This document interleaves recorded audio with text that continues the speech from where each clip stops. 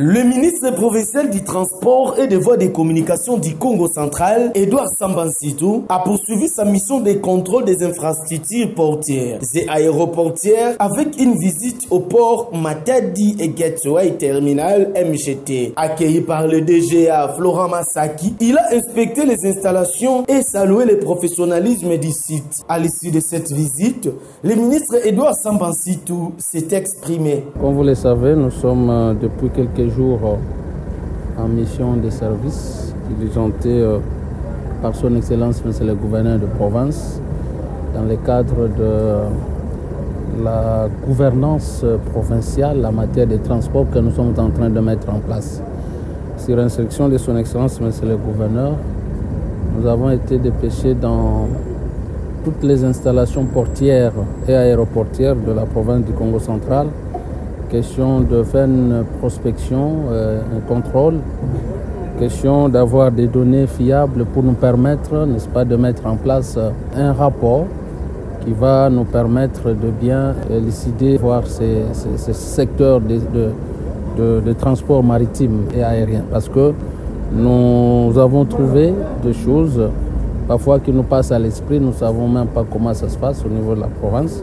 Comme vous le savez, je rappelle ici que la matière des transports, c'est une matière à compétence conquérante entre le gouvernement central et le gouvernement provincial. Et donc nous avons résolu de mettre un accent particulier sur ce secteur-là pour qu'au niveau de la province aussi, nous puissions avoir une idée et des éléments probants qui nous permettraient d'avancer en ces domaines.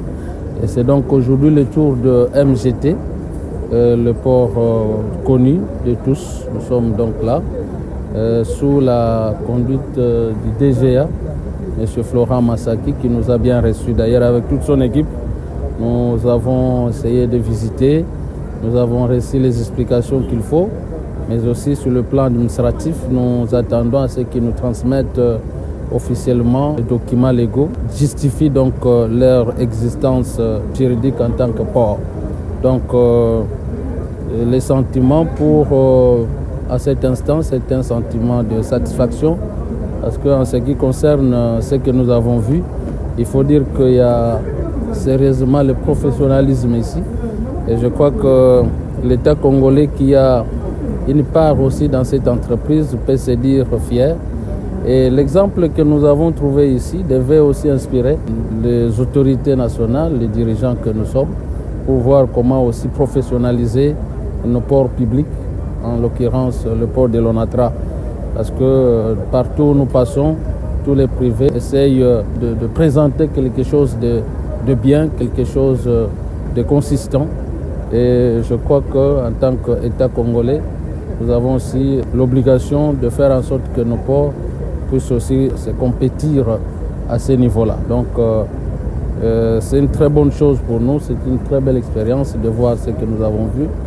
Et je crois que dans les prochains jours, ça nous permettra d'avoir une idée claire sur ce que le gouvernement provincial voudra en ce qui concerne les transports maritimes. Parce que quand nous allons organiser les états généraux de transport au niveau de la province, nous voulons avoir des données fiables pour mettre en place un document unique qui nous permettra comme des boussoles dans les années qui viennent.